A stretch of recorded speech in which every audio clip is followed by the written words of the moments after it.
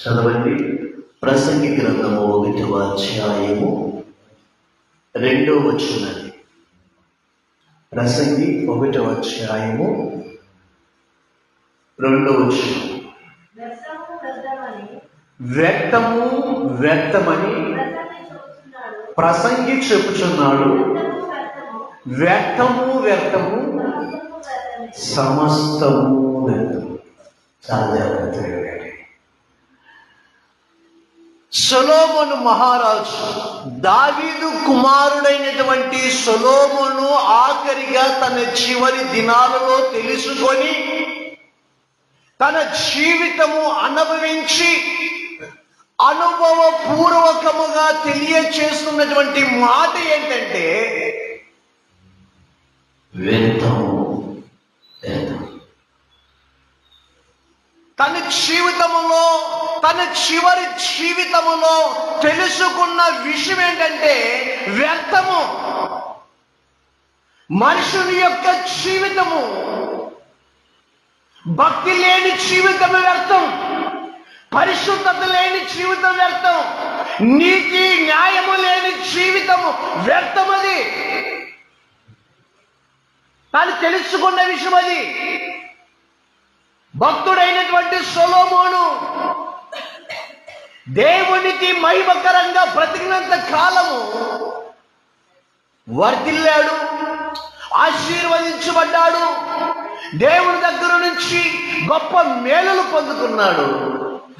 ఎప్పుడైతే దేవుణ్ణి మర్చిపోయాడు, ఎప్పుడైతే దేవుణ్ణి విడిచిపెట్టాడో, ఎప్పుడైతే దేవునికి దూరమయ్యాడో, ఎప్పుడైతే దేవుని సహవాసానికి దూరమయ్యాడో, ఎప్పుడైతే లోకంలో కలిసిపోయాడో, ఎప్పుడైతే పాపములో పడిపోయాడో, తాను ఆఖరికి పాపాలు చేసి చేసి చేసి చేసి ఈ మానవాళికి తెలియచేస్తున్న మాట ఏంటంటే వ్యర్థము, సమస్తము. ఆయన తెలుసుకున్నాడు, ఇంతకాలము నేను దేవుణ్ణి విడిచిపెట్టి, ఇంతకాలము దేవుణ్ణి అనుసరించకుండా, ఇంతకాలం దేవుని మార్గంలో నడవకుండా లోకంలో బ్రతికాను, లోకానుసారంగా బ్రతికాను, పాపాలు చేసి బ్రతికాను, పాపములో బ్రతికాను. కానీ ఏది కూడా ఎంత మాత్రం ప్రయోజనం లేదు. అంత గాలికి ప్రయాసపడినట్టుగానే ఉంది నా జీవితం. ఆయన అన్నాడు వ్యర్థము, సమస్తము వ్యర్థం. అంటే ఈ లోకంలో మనుషులు వ్యర్థమైన వాటి కొరకు ప్రయాసపడతా ఉన్నారు. అనవసరమైన వాటి కోసం, ఉపయోగం లేని వాటి కోసం, ప్రయోజనం లేని వాటి కోసం ఈరోజు మనుషులు ఉదయం లేచిన దగ్గర నుంచి రాత్రి వరకు పాకులాడుతూనే ఉంటారు. కానీ వాళ్ళు తెలుసుకోలేని విషయం ఏంటంటే అది సమస్తము వ్యర్థము. సమస్తము వ్యర్థము. దేవుడి లేని జీవితం. ప్రకటన గ్రంథంలో రాయబడింది, నీవు జీవించుచున్నావు అనే పేరు మాత్రమే ఉంది, కానీ నీవు మృతుడివే, చచ్చిపోయిన వాడివే, శవములే. నీవు పేరు మాత్రమే ఉంది. నీవు జీవించుచున్నావని నీవు పేరు మాత్రమే నీవు కలిగి ఉన్నావే కానీ నీవు మృతుడివి. యేసు లేని జీవితం, యేసు కోసం బ్రతకని జీవితం, యేసు కోసం పని చేయని జీవితము చచ్చిపోయిన శవముతో సమానం. పేరైతే ఉంది, నేను బ్రతకదని, కానీ నీవు దేవుడి దృష్టిలో చచ్చిపోయావు. మార్పు లేని జీవితం, మార్పు లేని జీవితము, మారు మనసు పొందలేని జీవితము, దేవుణ్ణి నమ్మలేని జీవితము, దేవుని కోసం పని చేయలేని జీవితము, దేవుని కోసం బ్రతకని జీవితము వ్యర్థమే.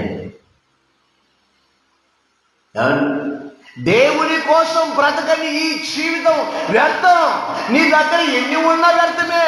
నీ దగ్గర డబ్బున్నా, ధనమున్నా, ఐశ్వర్యం ఉన్నా, అధికారం ఉన్నా, అంతస్తులున్నా, దేవుని కోసం నువ్వు నిలబడకపోతే, దేవుని కోసం నువ్వు జీవించకపోతే, దేవుని కోసం నువ్వు నడవకపోతే, దేవుని మార్గంలో నువ్వు నడవకపోతే నీవు ఏ విధంగా బ్రతికినా, ఏ విధంగా జీవించినా అది వ్యర్థము అంటుంది వాక్యం.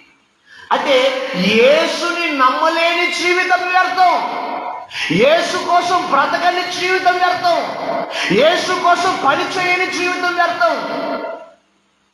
మన దేవుని కోసం బ్రతుకుతున్నాము. మనం ఎవరి దేవుని కోసం మనం బ్రతుకుతున్నామా? దేవుని మార్గంలో నడుస్తున్నామా? దేవుణ్ణి అనుసరిస్తున్నామా? దేవుడు అంటే భయపడుతున్నామా? దేవునికి లోబడుతున్నామా? దేవుని యొక్క చిత్తానికి లోబడుతున్నామా అంటే ఎంత మాత్రము లేనే లేదు. కానీ దేవుని వాక్యం ఉంటుంది, నీ జీవితము వ్యర్థం. అంటే మనిషిని జీవితం వ్యర్థంగా బ్రతుకుతూ ఉన్నారు. ఎందుకురా తాగుతున్నావు, ఎందుకురా తిరుగుతున్నావు, ఎందుకురా పాపం చేస్తున్నావు అంటే దేనికోసం? వ్యర్థం. సొలొమోను మహారాజు కొంతకాలం దేవునికి మహిమకరంగానే బ్రతికాడు, బాగుపడ్డాడు, ఆశీర్వదించబడింది, రాజ్యం బలపడింది, రాజ్యం విస్తరించింది. ఎప్పుడైతే దేవుని మార్గములో నడవవలసిన సొలొమోను, దేవుణ్ణి అనుసరించవలసినటువంటి సొలొమోను ఎప్పుడైతే దేవుణ్ణి విడిచిపెట్టి లోకానుసరంగా బ్రతకడం మొదలు పెట్టాడో, లోకానుసరంగా జీవించడం మొదలు పెట్టాడో, ఆఖరికి తాను తీసుకొని అనుభవించిన మాట ఏంటంటే, ఇంతకాలం నేను వ్యర్థంగా బ్రతికాను, ఎంతకాలం లోకానుసారంగా బ్రతికాను, ఎంతకాలం దేవునికి లోబడకుండా బ్రతికాను, పాపంలో బ్రతికాను, పాపాలు చేసి బ్రతికాను. కానీ ఏమి చేసినా, ఎలా బ్రతికినా, ఎలా జీవించినా సమస్తము వ్యర్థమే, వ్యర్థంగా బ్రతికాను. దేవుడు మనిషి 70 సంవత్సరాలు ఆయుష్కాలను ఇస్తే, ఈ 70 సంవత్సరాలలో ఎన్ని రోజులు దేవునికి మహిమకరంగా బ్రతికావు? ఈ జీవిత ప్రయాణంలో ఎన్నిసార్లు దేవునికి ఇష్టానుసారంగా బ్రతికావు? ఎన్నిసార్లు వాక్యానుసారంగా బ్రతికావు? ఎన్ని రోజులు దేవునికి లోబడి బ్రతికావు? ఎన్ని రోజులు నీతిగా బ్రతికావు? ఎన్ని రోజులు పరిశుద్ధంగా బ్రతికావు? ఎన్ని రోజులు న్యాయంగా బ్రతికావు? ఒకసారి జ్ఞాపకం చేసుకో. నీ జీవితాన్ని ఒకసారి తిప్పేయి. ఇంతకాలం నీకు 60 సంవత్సరాలు, 70 సంవత్సరాలు, 50 సంవత్సరాలు, 40 సంవత్సరాలు, 30 సంవత్సరాలు వయసు కలిగినటువంటి వాళ్ళు ఉన్నాం. మరి ఎన్ని రోజులు దేవునికి మహిమకరంగా బ్రతికాము? ఎన్ని రోజులు ఉన్నాయి? ఎన్ని రోజులు దేవుని మాట విన్నాం? ఎన్ని రోజులు క్రమంగా వాక్యాన్ని చదివాం? ఎన్ని రోజులు క్రమంగా మందిరానికి వచ్చాం? ఎన్ని రోజులు క్రమంగా ప్రార్థన చేశాం? ఎన్ని రోజులు దేవుని యందు భయభక్తులు కలిగి జీవించాం? ఒకసారి పరిశీలన చేసుకుంటే కొన్ని రోజులు కూడా దేవునికి మహిమకరంగా బ్రతికినట్టు మన జీవితంలో కనపడదు. మరి మనం జీవించిన జీవితం వ్యర్థమా కాదు? దేవుని కోసం బ్రతకని జీవితం, దేవుని నమ్మని జీవితం, దేవుని రక్తంలో కడగబడిన జీవితం, మారు మనసు పొందలేని జీవితం వ్యర్థమే అని సొలొమోను అంటారు. ఆయన అన్నాడు, ఇంతకాలం నేను వ్యర్థంగా బ్రతికాను, ఎంతకాలం వ్యర్థంగా జీవించాను. దేవుని కోసం బ్రతికి ఉంటే నా జీవితం బాగుండేది.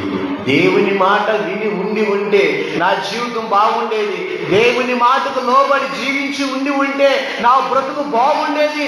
ఎంతకాలం దేవుణ్ణి విడిచిపెట్టి, దేవుణ్ణి మర్చిపోయి, దేవుని దగ్గరికి రాకుండా, పడకుండా, లోకములో పాపములో కలిసిపోయి 3 నాళ్ళు ముచ్చట కోసం నేను ప్రయాసపడి నా జీవితాన్ని నేను పాడు చేసుకున్నాను. ఎంతకాలం వ్యర్థంగా బ్రతికాను. కాబట్టి తెలుసుకోండి, వ్యర్థము తను చెప్పిన విషయం అదే. చివరిగా వ్యర్థము వ్యర్థమే.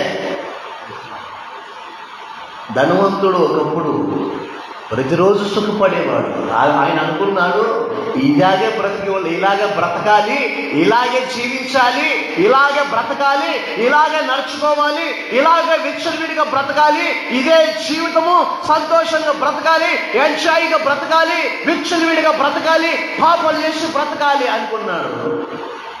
కానీ బ్రతికినంత రోజులు ఏ రోజు దేవుణ్ణి తెలుసుకోవాలి అంటే విచ్చలవిడిగా సుఖిస్తూ బ్రతికాడు. విచ్చలవిడిగా జీవించాడు. ఎలా బ్రతకాలనుకున్నాడో అలా బ్రతికేశాడు. ఎలా జీవించాలనుకున్నాడో అలా జీవించేశాడు. ఎన్ని పాపాలు చేయాలనుకున్నాడో అన్ని పాపాలు చేసి మార్పు చెందకుండా, దేవుని దగ్గర రాకుండా, దేవుని అనుసరించకుండా, దేవుడు తెలుసుకోకుండా చనిపోయాడు.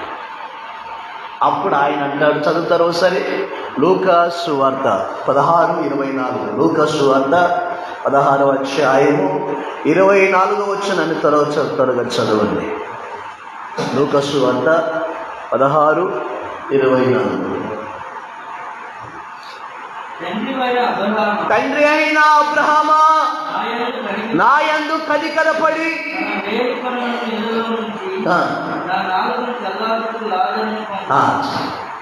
చూడండి, ధనవంతుడు బ్రతికినంత కాలం బ్రతికాడే కానీ, పాపంలో బ్రతికాడే కానీ, మారు మనసు పొందకుండా బ్రతికాడే కానీ, లోకానుసారంగా బ్రతికాడే కానీ, ఏ రోజు కూడా ప్రభు దగ్గరికి రాలా, ఏ రోజు ప్రభుని తెలుసుకోలేదు, ఏ రోజు మందిరానికి రాలేదు, ఏ రోజు నీతిగా బ్రతకలేదు, ఏ రోజు పరిశుద్ధంగా బ్రతకలేదు, ఏ రోజు కూడా దేవుని యందు భయభక్తులు లేకుండా బ్రతికాడు.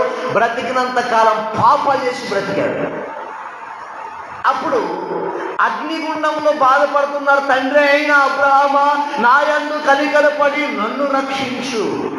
ఎప్పుడు తెలిసింది ఇతని జీవితం? బతికున్నప్పుడు తెలుసుకోలే. ఏమండి, బ్రతికినప్పుడు, భూమి మీద బ్రతికి బట్ట కడుతున్నప్పుడు తెలుసుకోలేదు. అప్పుడు నరకములో బాధపడుతుంటాడయ్యా, నా యందు కనికరపడి నన్ను రక్షించు, నన్ను తప్పించు, నన్ను కాపాడు అని అంటే దేవుడు కనికరపడదు. నరకంలో తెలిసింది ఇతనికి. నరకంలో బాధపడుతున్నప్పుడు అర్థమైంది, అరే భూమి మీద ఉన్నంత కాలం దేవుని దగ్గరికి రాలేదు. దేవుడు తెలుసుకొని ఉంటే, లాజరులాగా దేవుని నమ్మి ఉంటే, లాజరులాగా దేవుని యందు భయభక్తులు కలిగి జీవించి ఉంటే నా జీవితం బాగుండేది. నేను ఇక్కడికి వచ్చేవాడిని కాదు, నేను బాధపడేవాడిని కాదు, ఈ నరకంలో వేదన అనుభవించేవాడిని కాదు. ఇంతకాలం వ్యర్థంగా జీవించాను, వ్యర్థంగా బ్రతికాను. వ్యర్థం. దేవుని నమ్మి ఉంటే బాగుండేదన్నమాట. ఒకసారి నరకంలో తిప్పేసుకున్నాడు తన జీవితాన్ని. ఎక్కడ దేవుని నమ్మినట్టు కనపల్లా, ఎక్కడ దేవుని దగ్గరకు వచ్చినట్టు కనపల్లా, ఎక్కడ దేవుని కనపరిచినట్టు కానీ, ఎక్కడ కానీ దేవుని పని చేసినట్టు కానీ, ఎక్కడ కూడా నీతిగా, న్యాయంగా, దేవుని యందు భయభక్తులు కలిగి బ్రతికినట్టు కానీ ఎక్కడ కనిపించలేదు. అప్పుడు అనుకున్నాడు, ఇంతకాలం వ్యర్థంగా బ్రతికాను, దేవుని నమ్మకుండా బ్రతికాను, దేవుని అనుసరించకుండా బ్రతికాను, దేవుని దగ్గరికి రాకుండా బ్రతికాను. అయ్యో, ఇంతకాలం జీవితం పాడు చేసుకున్నానని అప్పుడు బాధపడ్డాను. అప్పుడు తెలుసుకున్నాను, నేను జీవించిన జీవితం అంతా వ్యర్థం. ధనవంతుడు తెలుసుకున్నాడు, కానీ లాభం లేకుండా పోయింది. బ్రతికున్నప్పుడే తెలుసుకున్నాడు. వచ్చినప్పుడు కాదు, బ్రతికున్నప్పుడే నువ్వు తెలుసుకుంటే దేవుడు నీ మీద కనికరపడతాడు. ఒకవేళ తప్పులు చేసినా, ఒకవేళ పాపాలు చేసినా, ఒకవేళ ఘోరంగా బ్రతికినా నువ్వు తప్పు తెలుసుకుని ఉంటావు కాబట్టి, మార్పు చెంది ఉంటావు కాబట్టి దేవుడు నిన్ను క్షమిస్తాడు, దేవుడు నిన్ను పవిత్రపరుస్తాడు, దేవుడు నిన్ను బాగు చేస్తాడు. బ్రతికున్నప్పుడే తెలుసుకో ఇది జీవితం వ్యర్థమని. ప్రాణం ఉన్నప్పుడే తెలుసుకో, ఆయి ఉన్నప్పుడే తెలుసుకో, ఈ భూమి మీద ఉన్నప్పుడే నువ్వు తెలుసుకో ఈ జీవితము యేసు లేని జీవితము వ్యర్థమని. ఈ జీవితమే యేసును నమ్మని జీవితము. యేసును నమ్మకుండా నీవు ఎలా బ్రతికినా అది వ్యర్థము. సొలొమోను అన్నాడు, సమస్తము వ్యర్థము. లూకా సువార్త ముగించుకున్నాం. లూకా సువార్త 19వ అధ్యాయము 8వ వచనం. లూకా సువార్త 19వ అధ్యాయము 8వ వచనం. జక్కయ్య నిలవబడి, నా ఆస్తిలో సగము బీదలకు ఇచ్చుచున్నాను, నేను ఎవని యొద్దైనను అన్యాయముగా దేనినైనా తీసుకుని ఎడల జాగ్రత్తగా వినండి. ఒకప్పుడు జక్కయ్య అన్యాయంగా బ్రతికిన వాడే, ప్రజలను బాధించి బ్రతికిన వాడే, మా ప్రజలను ఇబ్బంది పెట్టి బ్రతికిన వాడే, ప్రజలను గాయపరిచి బ్రతికిన వాడే. డబ్బు సంపాదించాడు, ధనము సంపాదించాడు, గొప్పవాడయ్యాడు. కానీ తన జీవితంలో నెమ్మది లేదు, తన జీవితంలో శాంతి లేదు, తన జీవితంలో సమాధానం లేదు, తన జీవితంలో ఐక్యత లేదు. ఎందుకని? జక్కయ్య జీవితంలో డబ్బు ఉంది, ధనం ఉంది, ఐశ్వర్యం ఉన్నాయి, అన్ని ఉన్నాయి, కానీ తన జీవితంలో నెమ్మది లేదు. ఎందుకు? జక్కయ్య హృదయంలో దేవునికి స్థానము లేదు. ఇది కాదు బ్రతకనుకున్నాడు, ఇది కాదు జీవించడం అనుకున్నాడు. దేశం ఎవరో చూడాలనుకున్నాడు, చూచాడు.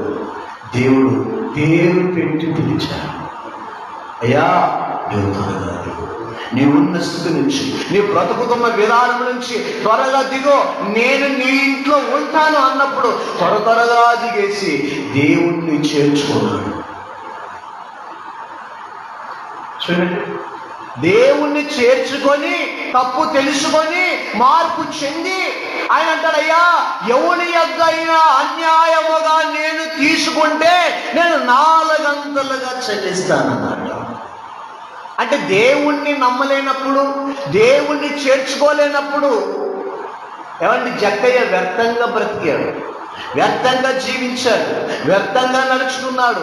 డబ్బు ఉంటే చాలు, డబ్బు ఉంటే ఎలాగైనా బతికేయచ్చు, ఎలాగైనా జీవించవచ్చు, ఎలాగైనా నడుచుకోవచ్చు, ఎలాగైనా విచ్చలవిడిగా బ్రతకచ్చు అనుకున్నాడు. కానీ జక్కయ్య చివరిగా తెలుసుకున్న విషయం ఏంటంటే, ఈ జీవితం కాదు, ఈ డబ్బు కోసం కాదు, డబ్బు కోసం బ్రతకడం కాదు, ధనం కోసం బ్రతకడం కాదు, ఐశ్వర్యం కోసం బ్రతకడం కాదు, భార్య పిల్లల కోసం బ్రతకడం కాదు. ఈ జీవితం ఇది దేవుడిచ్చిన జీవితం, దేవుడిచ్చిన భిక్ష. ఇది దేవుని కోసం బ్రతకాలి, దేవుని కోసం జీవించాలి, దేవుని కోసం నడవాలని తెలుసుకున్నాడు. అప్పుడు తప్పు తెలుసుకొని యేసయ్యను ఆస్వాదించి, యేసయ్యను చేర్చుకొని, యేసయ్య మీద విశ్వాసం ఉంచి తన ప్రజలకు తెలియజేస్తున్న మాట ఏంటంటే, నా ఆస్తిలో సగం పేదలకు ఇచ్చుచున్నాను. జక్కయ్య బ్రతుకున్నప్పుడు తెలుసుకున్నాడు, ఇది వ్యర్థము, యేసు కోసం బ్రతకని జీవితము వ్యర్థము, యేసయ్యను అంగీకరించలేని బ్రతుకు జీవితం వ్యర్థం, యేసయ్యను నమ్మలేని జీవితం వ్యర్థమని తెలుసుకున్నాడు. మరి జక్కయ్య కుటుంబానికి ఏమొచ్చింది? తప్పు తెలుసుకున్న జక్కయ్య కుటుంబానికి, మార్పు చెంది ఉన్న జక్కయ్య కుటుంబానికి, యేసయ్యను నమ్ముకున్న జక్కయ్య కుటుంబానికి ఏమొచ్చింది? రక్షణ వచ్చింది. ఆయన తెలుసుకున్నాయో ఇంతకాలం వ్యర్థంగా బ్రతికేది, ఇంతకాలం వ్యర్థంగా జీవించాను, వ్యర్థంగా నడుచుకున్నాను, వ్యర్థంగా ప్రవర్తించాను. ఇది కాదు బ్రతకాల్సింది. డబ్బు కోసం కాదు, ధనము కోసం కాదు, ఐశ్వర్యం కోసం కాదు, వెండి బంగారం కోసం కాదు, వారి కోసం కాదు, పిల్లల కోసం కాదు బ్రతకాల్సింది. ప్రాణం పెట్టిన దేవుడి కోసం బ్రతకాలని తీర్మానం చేసుకున్నాను. ఇంతకాలం నేను బ్రతికే కాదనుకున్నాడు ఆయన. అరే ఇంతకాలం వ్యర్థంగా జీవించాను, ఎంతకాలం వ్యర్థంగా జీవించాను, వ్యర్థంగా నడుచుకున్నాను, నా జీవితం వ్యర్థమైపోయింది. వ్యర్థమని తెలుసుకున్నాను, దేవుని కోసం బ్రతకాలనుకున్నాడు. అందుకోసమే తన ఇంటిలోకి చేర్చుకున్నాడు, తన హృదయంలోకి చేర్చుకున్నాడు. జక్కయ్య 2 విధాలుగా రక్షించబడ్డాడు. అందుకోసమే ప్రకటన గ్రంథంలో రాయబడింది, ప్రకటన 3:20లో, ఎవడైనను నా స్వరం విని పరుగు తీసుకున్నాడా నేను అతని ఎద్దుకు వస్తాను. చూడండి, ఎవడైనను నా యొక్క వాక్యాన్ని విని, దేవుని యొక్క స్వరం అనగా దేవుని యొక్క వాక్యం, ఎవడైనాను నా వాక్యాన్ని విని మార్పు చెంది పాపాలు ఒప్పుకొని పాపాలను విడిచిపెట్టి ఆ పాపాల నిమిత్తం ఎవరైతే పశ్చాత్తాపడతారో నేను వారి యొద్దకు వస్తాను, వారిలో ఉంటాను. యేసు కలిగిన జీవితము శ్రేష్టమైనది, యేసు లేని జీవితము వ్యర్థము. యేసును నమ్మలేని వాడిగా ఉంటే యేసును నమ్ముకో. యేసును ఆశ్రయించని వాడిగా ఉంటే యేసును ఆశ్రయించు. యేసుకు స్థానము లేని వాడిగా ఉంటే, స్థానము లేని దానిగా ఉంటే యేసయ్యను స్థానము ఇవ్వు, యేసయ్యకు చోటు ఇవ్వు, యేసయ్యకు హృదయంలో స్థానం ఇవ్వు, యేసయ్యను ఆస్వాదించు, యేసయ్య రక్తంలో కడగబడు. నీ జీవితం వ్యర్థం కాదు, నీ జీవితం వ్యర్థమైపోదు, నీ జీవితం నాశనం కాదు, నీ జీవితం బాగుపడుతుంది. యేసయ్య కలిగిన జీవితమే అది శ్రేష్టమైన జీవితం. నువ్వు యేసయ్య నమ్మకుండా, యేసయ్య దగ్గర రాకుండా, యేసయ్య మందిరానికి రాకుండా, ఏ దేవుడి కోసం బ్రతకకపోతే నీవు ఎంత బతికినా చచ్చిన శవంతో సమానం. కాబట్టి భయంకరమైన దినాల్లో ఉన్నాం. భయంకరమైన దినాల్లో దేవుని రాకడ బహు సమీపంలో ఉంది కనుక ఇప్పుడైనా సత్యము తెలుసుకో.